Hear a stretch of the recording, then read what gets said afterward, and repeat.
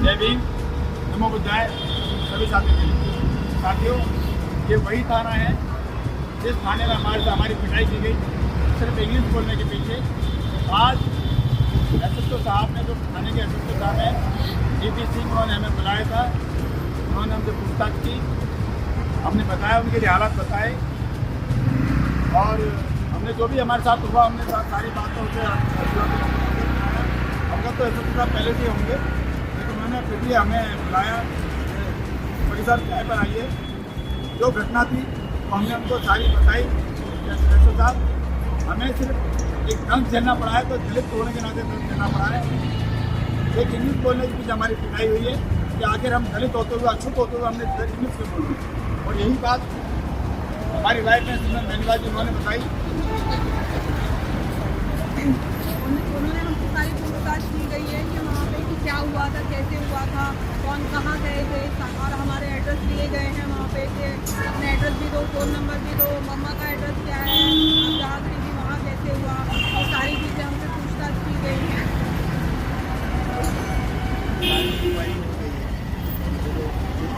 हमारे नंबर्स दिए हैं एसएसओ साहब ने और एड्रेस नहीं दिया है। ये पार्ट ऑफ इन्वेस्टिगेशन नहीं है। ये 15A का 10 का रूल ये कहता है कि जब भी हमारे बयान होंगे तो वीडियो रिकॉर्डिंग हो। एट्रोसिटी एक्ट का 18A कहता है कि विदाउट FIR प्रिलिमिनरी इंक्वायरी नहीं हो सकती। लेकिन इसके बावजूद भी इस प्रोटोकॉल को तोड़ते हुए एसएसओ साहब ने हमारे फोन नंबर नोट किया, हमारे एड्रेस नोट किया है। अब आगे कार्रवाई सिस्टम बताएगा या आगे हम बताएंगे क्या कर सकता। तेरी बहन को ऐसा करूँगा, तेरी माँ को ऐसा करूँगा, मारो बहन चोट को, झेड़ को, साले को, इनको पटक के मारो, उसको मार दो। जी, मना की मौजूद मुझसे तो इस तरीके की बात की, इतने सारे अपशब्द बोले हैं कि मैं यहाँ पे मीडिया के सामने ये सारी चीज़ें बता भी नहीं पाऊँगी। देखिए, 24 तारीख को करीब 3:30-4 बजे के करीब मेरी वाइफ का मेरे लिए फ़ोन आया कि हम लोग डाबड़ी थाने में हैं और मेरी बहन और जीजा जी का कलेश हो रहा था। कलेश ज़्यादा न हो जाए इसलिए मैंने 100 नंबर की कॉल की, तो पुलिस हम लोगों को डाबड़ी थाने ले आई है।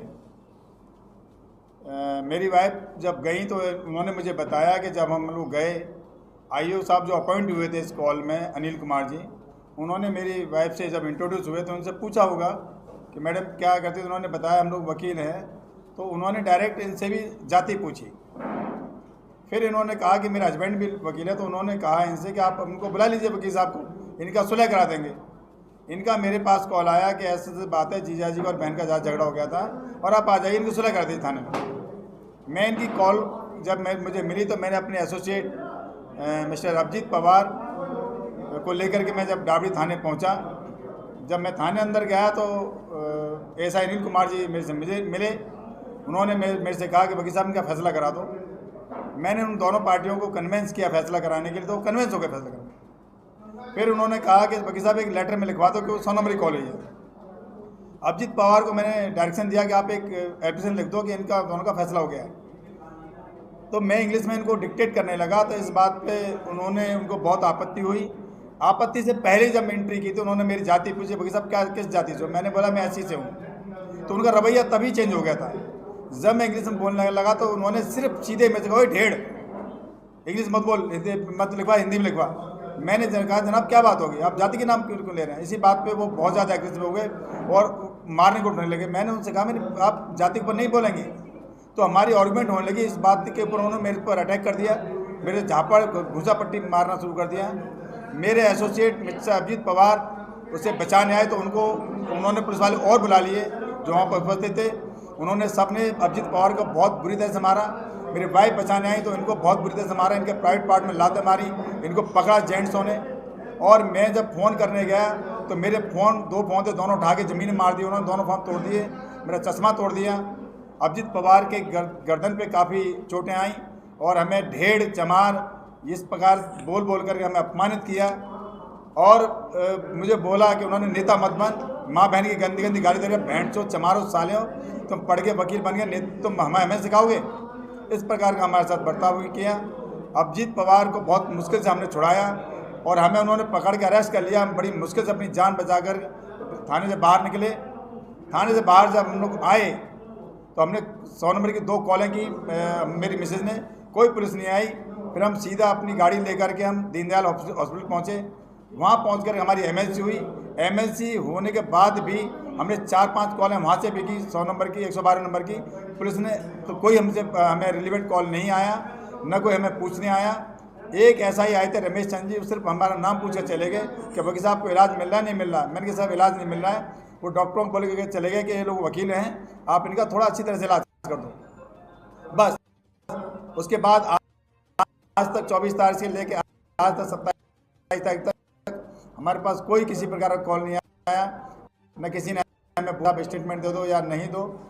हम कुछ वकील मिल करके डीसीपी द्वारका गए थे हम, तो IPS डीसीपी अंकित सिंह जी हैं, उन्होंने तो मिले, तो फिर उन्होंने बोला और हमें मांगा 3 दिन का टाइम मांगा। बोले मैं 3 दिन में इंक्वायरी कराऊंगा। हमने रिक्वेस्ट की डीसीपी साहब ये बड़ा हीनियस क्राइम हो गया है, मेरी वाइफ को उन्होंने बुरी तरह से मारा है।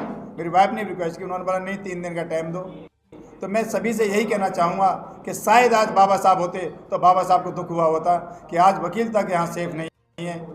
तो आप देख लीजिए क्या हाल समाज का है कि जाति पूछ करके मारा जा रहा है हमारे लिए। यस बोलिए।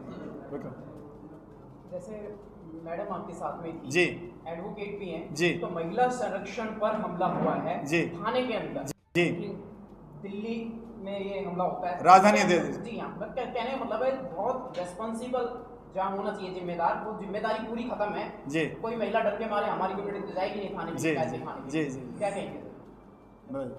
देखिए ये एक डर बनाने का उन्होंने पूरा प्रकरण तैयार किया है कि एक डायग्राम तैयार किया कि जिस प्रकार से कोई हम अपनी आवाज़ न उठा पाएँ, एक महिला अपनी आवाज़ न उठा पाए, कि महिला कोई जेंट्स होने, आप CCTV उस बात के गवाह हैं, कोई भी वहाँ लेडीज़ कांस्टेबल लेडीज़ कोई बच्ची हो, छोटी बच्ची, मान लो 18 साल की बच्ची है, 20 साल की बच्ची है, वो थाने जाएगी नहीं ना डर के मारे। मैडम क्या कहेंगी? मैडम प्लीज आप महिलाएं बताएं इस मामले में क्या हुआ? जी शुरुआत तो यहीं से हुई थी कि मैंने अपनी सिस्टर के लिए कॉल किया, तब बढ़ गया था तो 100 नंबर पे मैंने 112 पे कॉल किया।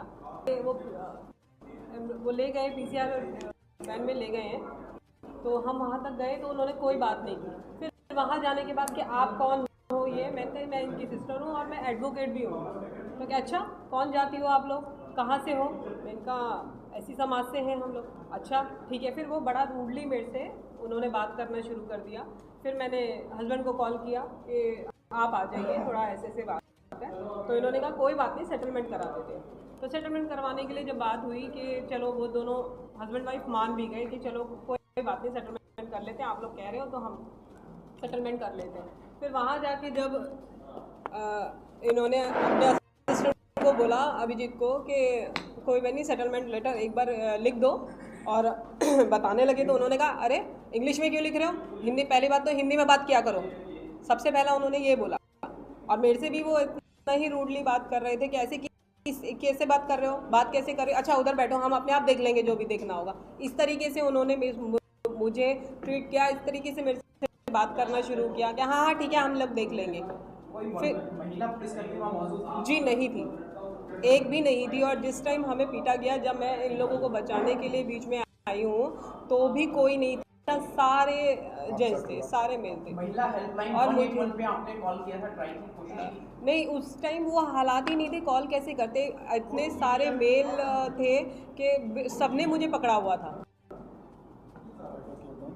उन्होंने मुझे गालियाँ दी, अपशब्द बोले, मुझे प्राइवेट पार्ट पे हाथ लगाया, बहुत ज़्यादा हिट किया है, पीछे से भी आगे भी, और ब्रेस्ट वगैरह भी बहुत ज़्यादा, मुझे उस नखूनों के निशान भी आए थे। क्या आपको लगता है